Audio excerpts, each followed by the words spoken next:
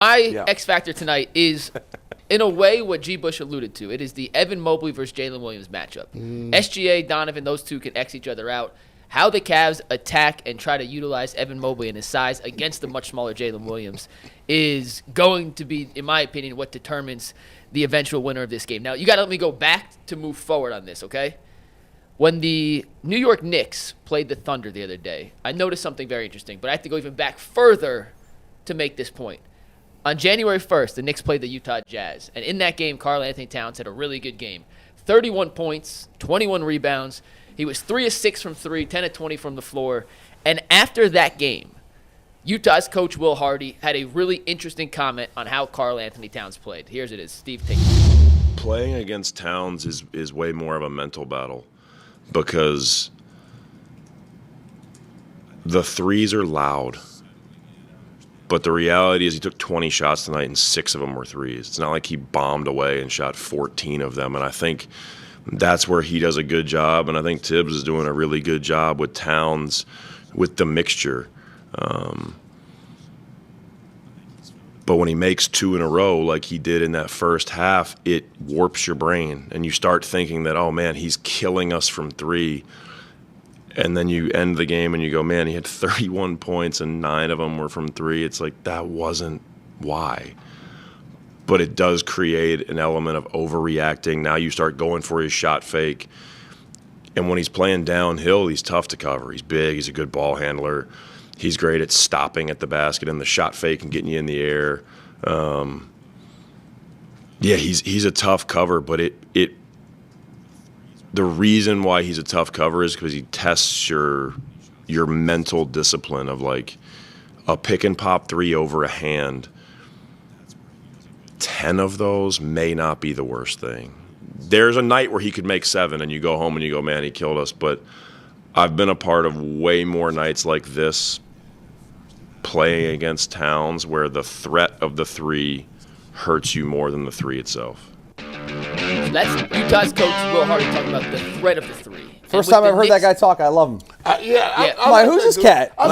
Is he a player? And I'm like, he's a former Mike is cooking right now. Former D3 basketball. I did love him too. But I'll talk about Will Hardy in a sec. Utah's coach, up and coming. But the threat of the 3, sometimes more dangerous than the actual 3, especially in New York's offense, because if Cat is spacing the floor, that gives more driving room for Brunson, Hart, the other guys. On the season, Karl Anthony-Towns is averaging about 5 3-pointers per game, shooting 44%, one of the best shooting bigs in basketball. But when they played the Oklahoma City Thunder last Friday, the Thunder started Isaiah Hartenstein on Josh Hart and Jalen Williams on Karl Anthony-Towns. And on paper, that's a giant size mismatch. 7 foot, 265 versus 6'5", 210. But some of the advanced analytics actually show that Jalen Williams is one of the best interior defenders in all of basketball. Steve, let's take the next graphic here. This was updated yesterday, so if it changed last night, I apologize. On the left column, that is the expected field goal percentage. On the middle column, that is the actual field goal percentage. On the right, that's the difference. Jalen Williams is tied for second in the league right now in terms of the actual differential between the expected field goal percentage versus the reality field goal percentage, with the likes of Wemby, Giannis, Walker Kessler, and Goga Bitadze of the Magic. The 4 guys on that list, other than Jalen Williams, are 7 feet tall and legitimate shot blockers. Jalen Williams is a combo guard. He's a 2/3. He should not be in that category. Now, when Cat played the Thunder a couple days later, Steve, take the next graphic. Take a look at that shot chart. 13 field goals. No threes. He did have 22 rebounds, but no threes. Part of the reason, we're going to show you some plays in a second, is OKC baits you into feeding your big guy in the post. Why? Because the threat of the 3 changes the gravity of the defense. It changes the shape of your offense. And they'd rather give up contested 2s as opposed to better looks from 3. The math varies out in that direction. So, tonight, it's going to be imperative for the Cavs to find ways to get Evan Mobley involved and not just bait into the big on little matchup in the post to then kind of throw a stymie into their offense. Here are a couple plays from the game against Oklahoma City from Cat and then I'll show you some stuff that the Cavs did on Sunday that you should be watching for tonight to see how you can attack some of these big little mismatches. Steve, let's take the first clip here. All right, so this is one of the plays where Cat did score. They're going to feed him down low in the post, and once again, we talked about the size mismatch. We're talking 7 feet, 260 pounds versus Jalen Williams, who is 6'5", 210 pounds. He's going to catch the ball in the post right here, and there's 3 help defenders in position to make a play, but Cat is going to immediately turn into his shot. If Mobley catches it in the post, he's got to go quickly. If he doesn't, this next play is going to show you what's going to happen. Steve, take the next one. Here's an out-of-bounds play. Same matchup we're going to get. Jalen Williams on Evan Mobley in the post. Once again, 3 help side defenders ready to make a play if Cat doesn't make an immediate move. He tries to overpower Jalen Williams, uses size and strength. Next thing you know, Hartenstein drops into perfect position, swipes the ball away. That goes from a one-on-one ISO on the wing in a position where Cat, in theory, should have the advantage, into trying to go through 6 hands on Oklahoma City, advantage OKC. Steve, let's get to the next one. The Thunder aren't afraid of having to isolate Williams on Cat either. Here you're going to see OG space, go to the opposite corner. They're going to rotate to the top, get their space. He's going to leave the entire right block wide open. Cat notices this. He's going to take one dribble to the middle, and right here, he's got Jalen Williams on his inside hip. In his mind, that's an easy spin to a wide open left-hand layup. But the Thunder swarm. Hartenstein, Wiggins both take 2 steps over what he thinks is an easy left-handed dunk. It's into a contested shot over 2 outstretched arms. Once again, advantage OKC. So how can the Cavs counter that? We may have seen a little foreshadowing against the Hornets, on Sunday. Steve, let's take the next clip here. They did some things that I thought could be a game plan for how to attack Jalen Williams.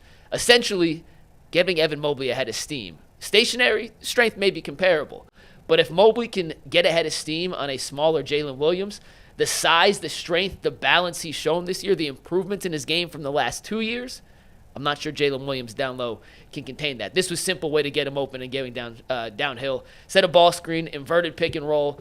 Mark Williams is there for the Hornets. He's going to go under the screen. Once he goes under, that's a direct line drive for Evan Mobley.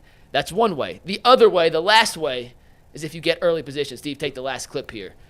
Once you get him on your back in the post, that's the look of death. That's an easy entry pass. We're going to zoom in on Jalen Williams. He knows it's over. If Mobley can get to his spot early before it allows the Thunder to rotate over and get in help side position, that's about the only way they can hope to slow down Evan Mobley. If they try to get him on the high post and have him attack, it's going to allow too many guys to junk up the court, muck it up, make it a lot more difficult. And just to give you the size advantage for tonight, Steve, take the last clip. We're looking at 6'11 versus 6'5, but look at the wingspan. We talked about the length of OKC. Yeah. That's a 6-inch difference in terms of the standing height. 2-inch difference in terms of their standing reach. Evan Mobley's vertical is 48 inches? That doesn't sound right. Ant made that graphic, but listen, if Evan Mobley's vertical was Cat would be sitting on the rim. Where'd you find Evan Mobley? No, that was Mobley. That was Mobley. Yeah. I straight up just Googled it. Evan Mobley is 48. That 48. He doesn't have a 48-inch vertical. He definitely does not have a 48-inch vert. No. 40-inch vertical is ridiculous. By the way, man, Dustin Fox, what was your vertical? 43.5. Okay. Yeah, there's no way Evan Mobley. He has a 26-inch vertical. Yeah, it's a big difference. So, Steve, take that back. Take this one back. 48's like combine record level high. Yeah. Steve, take this again. So let's see this, and let's verbally change it. That's a 26-inch vertical for Mobley, a 35.5 for Jalen Williams. That sounds about right. You can see the weight, the size, the height. It's a more comparable matchup than you may think. Yeah, it really is. Those are some of the ways that Cleveland has to attack that matchup, and how they do it is going to determine the outcome tonight.